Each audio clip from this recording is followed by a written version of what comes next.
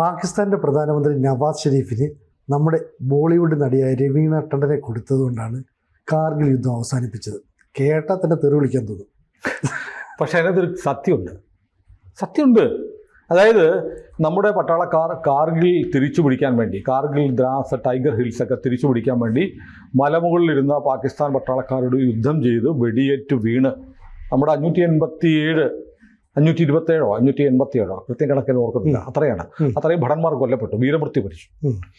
അപ്പോൾ അങ്ങനെ പോകുമ്പോൾ ഇവർ അങ്ങോട്ട് ചെല്ലുന്ന നമ്മുടെ പട്ടാളക്കാരോട് മുകളിലിരുന്നിട്ട് പാകിസ്ഥാൻ പട്ടാളക്കാർ വിളിച്ചു പറയുന്നത്, കാഫറുകളെ തിരിച്ചു പോ, എന്നിട്ട് നിങ്ങളുടെ മാധുരി ദീക്ഷിത്തിനെയും രവീണ ടണ്ടനെയും ഇങ്ങോട്ട് പറഞ്ഞു വിടും. മോളിതുമാരെ വിളിച്ചു പറയായിരുന്നു. അപ്പോൾ നമ്മൾ തീരുമാനിച്ചു ഒരു കാര്യം ചെയ്യാം, എന്തായാലും യുദ്ധം ചെയ്യണമല്ലോ. രവീണ ടണ്ടനെ, അപ്പോൾ മാധുരി ദീക്ഷിത് ബിസിയായിരുന്നു, അതുകൊണ്ട് രവീണ ടണ്ടനെ തിരിച്ചു കൊടുക്കാൻ തീരുമാനിച്ചു. രവീണ ടണ്ടനെ തിരിച്ചു കൊടുത്തു. സ്നേഹപൂർവ്വം നവാസ് ഷെരീഫിന്, പാകിസ്ഥാൻ പ്രധാനമന്ത്രിക്ക് എന്ന് മേൽവിലാസം എഴുതിയിട്ട് രവീണ ടണ്ടനെ നമ്മൾ അയച്ചു കൊടുത്തു. എങ്ങനെയാണെന്നറിയോ? മിറാഷ് വിമാനങ്ങൾ പറന്നു ചെന്നു മുകളിലേക്ക്. എന്നിട്ട് മിറാഷ് വിമാനങ്ങൾ താഴേക്കിട്ട കൂറ്റൻ ബോംബുകളിൽ നമ്മൾ എഴുതി ടു പാകിസ്ഥാൻ നവാസ് ഷെരീഫ് രവീണ ടണ്ടൻ.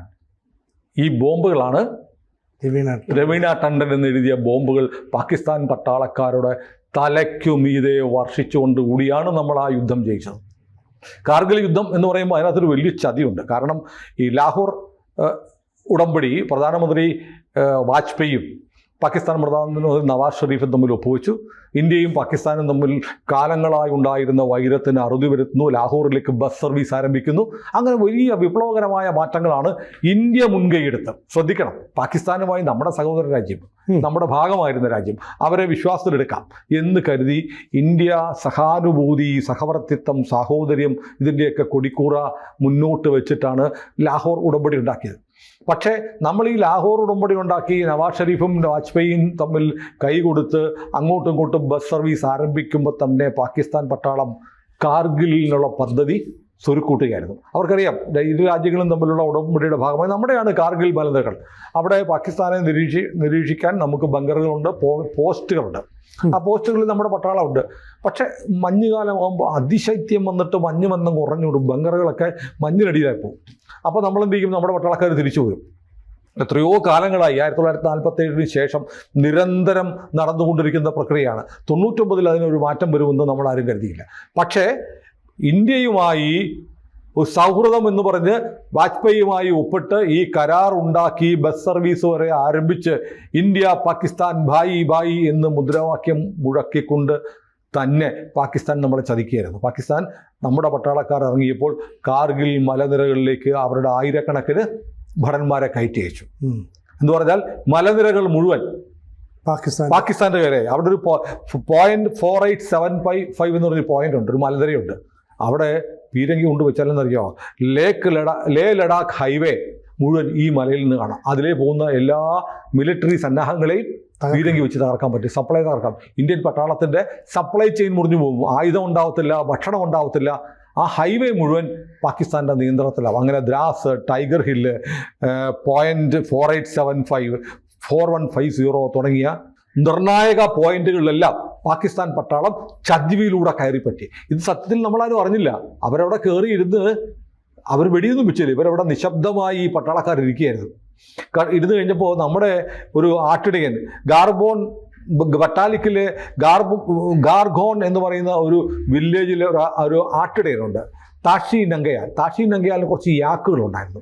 യാക്കെന്ന് പറഞ്ഞാൽ ഒരു ചെമ്പരിയാട് പോലത്തെ ഒരു ജീവിയാണ്. ചെമ്പരിയാടല്ല, അതിന് മലയാളത്തിൽ എന്താ പറയുന്നത് എനിക്കറിയാം, യാക്കെന്ന് തന്നെ പറയാം. ഈ ചില യാക്കുകളെ കാണാതായി.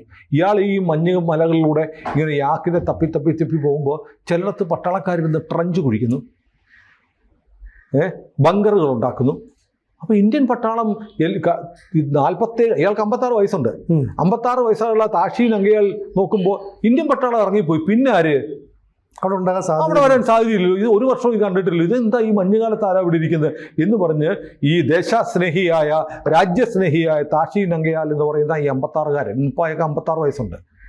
അയാൾ നേരെ, അന്ന് ചെറുപ്പക്കാരനാണ്, അയാൾ നേരെ ചെന്നിട്ട് തൊട്ടടുത്ത ആർമി പോസ്റ്റിൽ പറഞ്ഞു, അവിടെ മലയുടെ മുകളിൽ പട്ടാളക്കാരുണ്ടല്ലോ, നമ്മുടെ യൂണിഫോം പോലെയല്ല കാണുന്നത്, അവിടെ അവർ ബങ്കർ ഉണ്ടാക്കുന്നുണ്ട്, കുഴിയൊക്കെ എടുക്കുന്നുണ്ട് എന്ന് പറഞ്ഞു.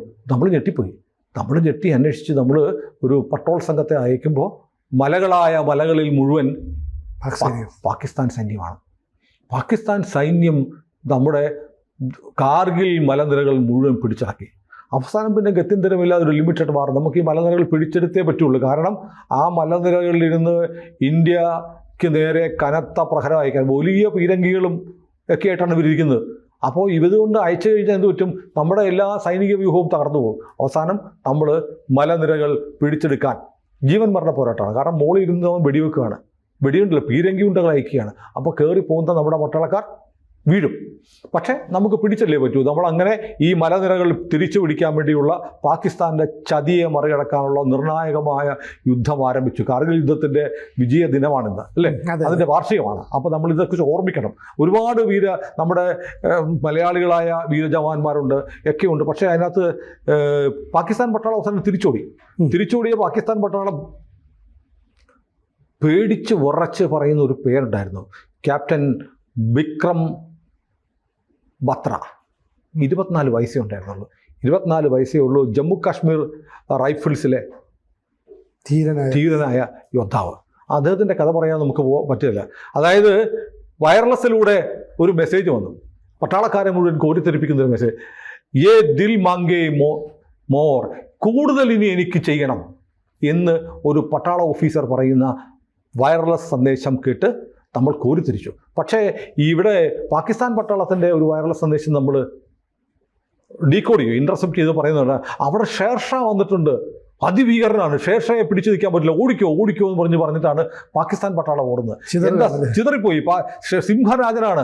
സിംഹരാജൻ എന്ന് പാകിസ്ഥാൻ പട്ടാളക്കാർ പോലെ വിക്രം ബത്രയെ സിംഹം ഷേർഷാ എന്നാണ് വിളിച്ചത്. കാരണം അത്ര ധീരനായിരുന്നു 24 വയസ്സുകാരനായ ഈ ചെറുപ്പക്കാരൻ. ആ ചെറുപ്പക്കാരൻ്റെ കഥയെങ്കിലും പറയാതെ നമുക്ക് മുന്നോട്ട് പോകാൻ പറ്റില്ല. അതായത് .5140 5140 ഒരു മലനിരയാണ്, ഒരു പീക്കാണ്, ഒരു പർവ്വതം. ആ പർവ്വതം പിടിക്കണം.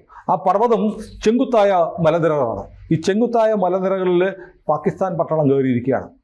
പാറക്കെട്ടുകളാണ്, കയറാൻ വലിയ പാട്. എങ്ങനെ കയറും? അതിന് വലിയ തമാശ എന്ന് പറഞ്ഞാൽ ഇതിൻ്റെ 3 വശവും ചെങ്കുത്തായ പാറക്കെട്ടുകൾ, ഒരു വശം അഗാധമായ ഗർത്തം, ഒരു രക്ഷയില്ല.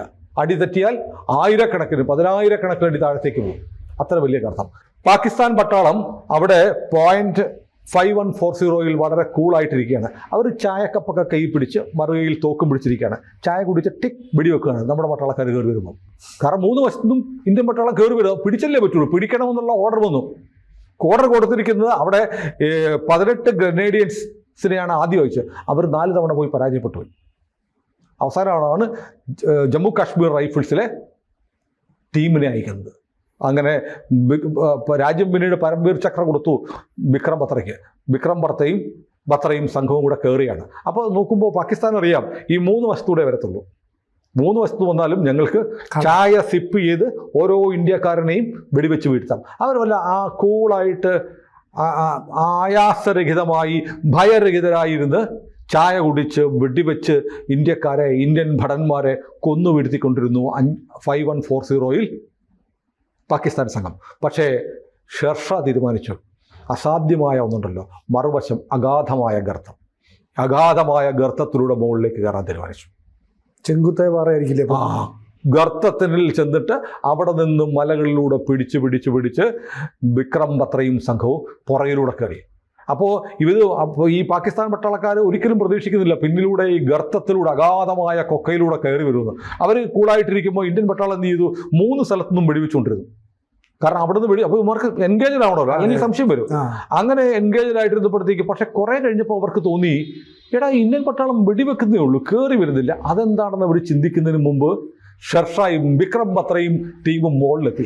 മിനിറ്റുകൾ കൊണ്ട്, അതായത് വിക്രം ബത്രയുടെ അന്നത്തെ ഒരു നറേഷൻ പട്ടാളക്കാർ പറയുന്നുണ്ട്, തോളിൽ RPG അല്ലേ, തോളിൽ ലോഡ് ചെയ്യുന്ന ചെറിയ പീരങ്കി പോലുള്ള സാധനം RPG ലോഡ് ചെയ്ത് ബങ്കറുകൾ തകർത്തു. 8 പേരാണായിരുന്നു, 8 പട്ടാളക്കാരാണ് ഒരു ബങ്കറിലുണ്ടായിരുന്നത്. അവർ ആ ബങ്കറുകൾ 3 തകർത്തു. പിന്നീട് വിക്രം ബത്ര 3 പാകിസ്ഥാൻ പട്ടാളെ സ്വന്തം കൈകൊണ്ട് ഇടിച്ചു കൊന്നു. അങ്ങനെ അസാധ്യമെന്ന് 18 ഗ്രനേഡിയൻസ് 4 തവണ തോറ്റുപോയി. അവർ ഈ 3 വശത്തൂടെ ഓപ്പണായിട്ട് കയറാനാണ് ശ്രമിച്ചത്. എല്ലാം പരാജയപ്പെട്ടു. സാധ്യമെന്ന് കരുതിയ കൊക്ക വഴിയുള്ള കയറ്റം അവർ നോക്കിയില്ലായിരുന്നു. പക്ഷേ ജമ്മു കാശ്മീർ റൈഫിൾസിന് അത് കഴിഞ്ഞു. ആ പോയിന്റ് 51-40 അവർ പിടിച്ചെടുത്ത് കഴിഞ്ഞിട്ട് ആദ്യത്തെ വയർലെസ് മെസ്സേജ് അയച്ചു, ഞങ്ങൾ 5140 പിടിച്ചെടുത്തു, ഏ ദിൽ മാങ്കേ മോർ, എൻ്റെ മനസ്സ് കൂടുതൽ ആവശ്യപ്പെടുന്നു, എനിക്ക് കൂടുതൽ ചെയ്യണം എന്ന് വിക്രം ബത്രയുടെ മെസ്സേജ് വയർലെസ്സിൽ പോയി. ഉടനെ വന്നു, ശരി അടുത്തത് 4875. നേരത്തെ ഞാൻ പറഞ്ഞില്ലേ, ലേയിൽ നിന്ന് ലഡാക്കിലേക്കുള്ള ഹൈവേ ഫേസ് ചെയ്തിരിക്കുന്ന അടുത്ത പോയിന്റ് പിടിക്കാൻ പറഞ്ഞു. അടുത്ത സംഘം അവിടെ ചെന്നു. അവിടെ ചെല്ലുമ്പോഴത്തേക്കുള്ള അവസ്ഥ എന്ന് പറഞ്ഞാൽ അവിടെ ഇത്തിരി ശ്രമകരമായി. അതിനിടയ്ക്ക് വിക്രം ബത്രയ്ക്ക് പനി വന്ന് അദ്ദേഹം മുകളിൽ പെട്ടുപോയി.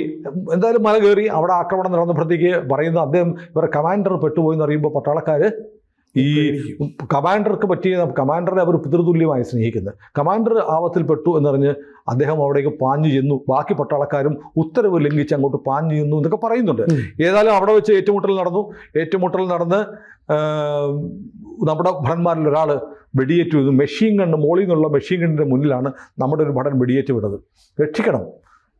വിക്രം ബത്ര മറ്റുള്ളവർ പറഞ്ഞു, എനിക്ക് 24 വയസ്സേ ഉള്ളൂ, എനിക്ക് കുടുംബമൊന്നുമില്ല, നിങ്ങൾക്ക് കുടുംബമൊക്കെ ഉണ്ട്, ഞാൻ പോയി അവനെ എടുത്തുകൊണ്ട് വരാം എന്ന് പറഞ്ഞ് ആ ഗ്രൂപ്പ് കമാൻഡറായിരുന്ന വിക്രം ബത്ര തന്നെ ആ പരിക്കേറ്റ് വീണ തൻ്റെ സൈനികനെ രക്ഷിക്കാനായിട്ട് പോയപ്പോൾ അദ്ദേഹത്തിൻ്റെ ശ്രദ്ധയിൽപ്പെടാത്ത ഒരു സ്നൈപ്പറിൻ്റെ വെടിയേറ്റ് ഷേർഷാ വീണു. അപ്പോൾ നമ്മൾ ഈ ശിവാജിയുടെ കഥ പറയുന്ന പോലെ കോട്ട പിടിച്ചെടുത്തെങ്കിലും സേനാനായകൻ പോയി എന്ന് പറഞ്ഞ പോലെ യുദ്ധത്തിൽ നമ്മൾ 4875 പിടിച്ചെടുത്തു, പക്ഷേ ഷേർഷയെ നഷ്ടപ്പെട്ടു. അങ്ങനെ 24 വയസ്സിൽ രാജ്യം പരംവീർ ചക്ര കൊടുത്ത ആദരിച്ച വിക്രം ബത്രയെ പോലെയുള്ള 527 ധീര ജവാന്മാരുടെ ചോരയുടെ വിജയം കൂടിയാണ് കാർഗിൽ വിജയം. കൂടുതൽ വാർത്തകളും വിശേഷങ്ങളും നിങ്ങളിലേക്ക് എത്താൻ ABC മലയാളം സബ്സ്ക്രൈബ് ചെയ്യുക, ബെൽ ബട്ടണും അമർത്തുക.